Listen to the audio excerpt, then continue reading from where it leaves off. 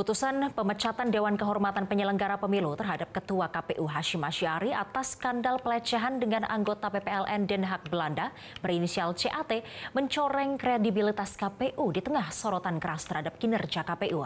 Berikut ulasannya.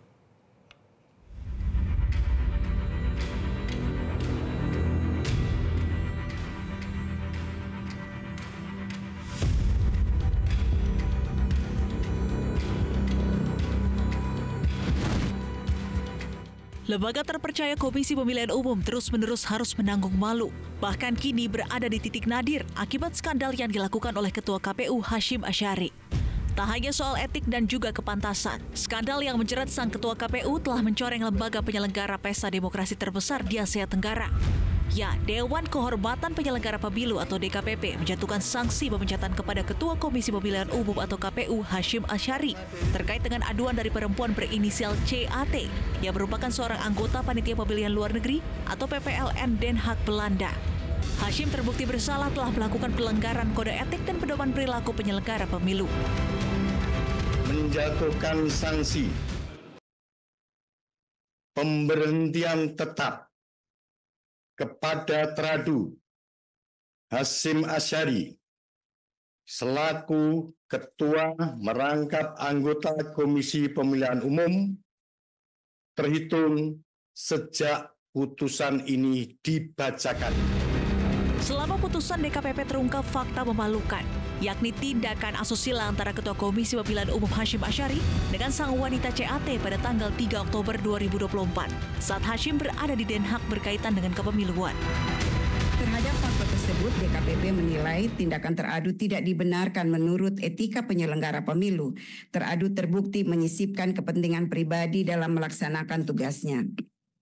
Permintaan Teradu untuk jalan berdua dengan pengadu tidak patut dilakukan, mengingat status Teradu yang sudah berkeluarga. Selain itu, isi chat Teradu yang menuliskan CD yang diakui dalam sidang pemeriksaan adalah celana dalam, menurut DKPP tidak patut dibicarakan, mengingat status Teradu sebagai atasan dari pengadu dan Teradu sudah berkeluarga. Lembaga Konsultasi Bantuan Hukum Fakultas Hukum Universitas Indonesia sebagai pihak yang mewakili terduga korban mengaku lega dengan sanksi tegas yang dijatuhkan ke sang Don Juan Hashim Asyari. Ternyata masih ada instrumen ya, saya tadinya juga cukup jangan-jangan ini teguran keras terakhir. Seluruh dikabulkan, diberhentikan dari Ketua KPU, ya. Tapi di sisi lain sebenarnya sedih juga. Ternyata ya, utamanya kekuasaan di lembaga pemilihan umum ini dikelola. Kan tadi teman-teman membaca sendiri ya bagaimana ada metodologis menggunakan kekuasaan itu untuk nafsu pribadinya.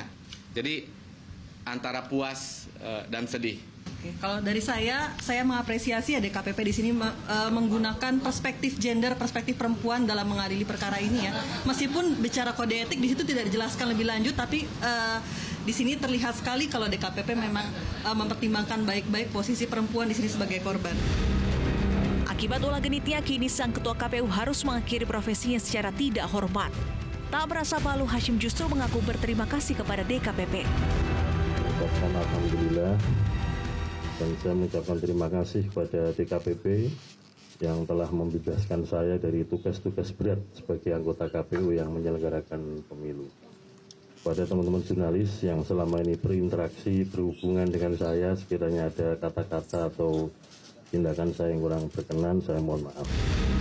Putusan DKPP atas skandal yang menjerat Ketua KPU menjadi momentum tepat atas sejumlah kritik dan sorotan keras terhadap lembaga penyelenggara pemilu KPU.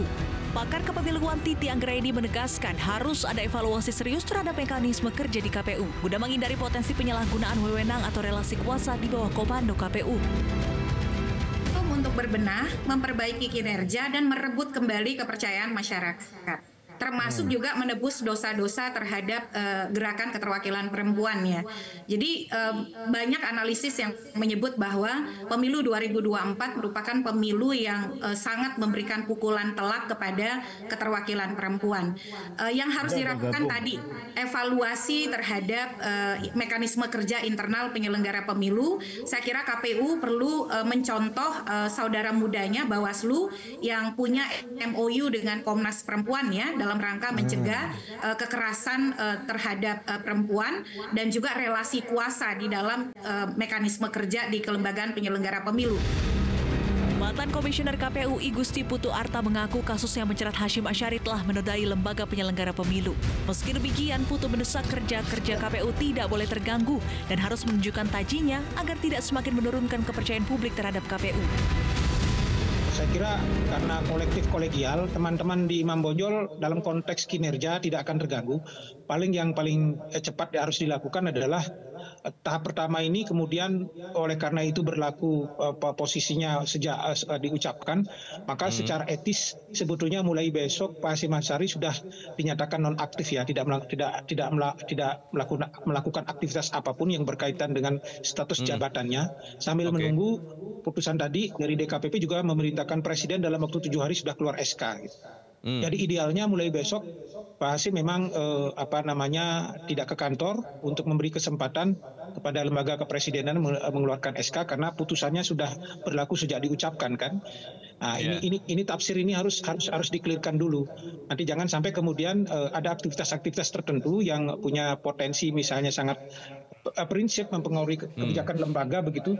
Ini juga penting dikoreksi begitu.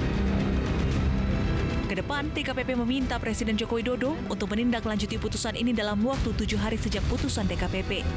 Badan Pengawas Pemilu juga diperintahkan untuk mengawasi pelaksanaan putusan tersebut. Rekam jejak Ketua KPU Hasyim Asyari memang kerap menjadi sorotan, terutama terkait dengan sejumlah sanksi etik yang ia alami. Publik berharap insiden tingkah laku tak pantas bahkan cenderung mencoreng marwah lembaga KPU tidak terulang kembali. Karena rakyat bertumbuh penuh kepada KPU dalam menjaga nilai-nilai dan merawat demokrasi di negeri ini. Tim Liputan Metro TV.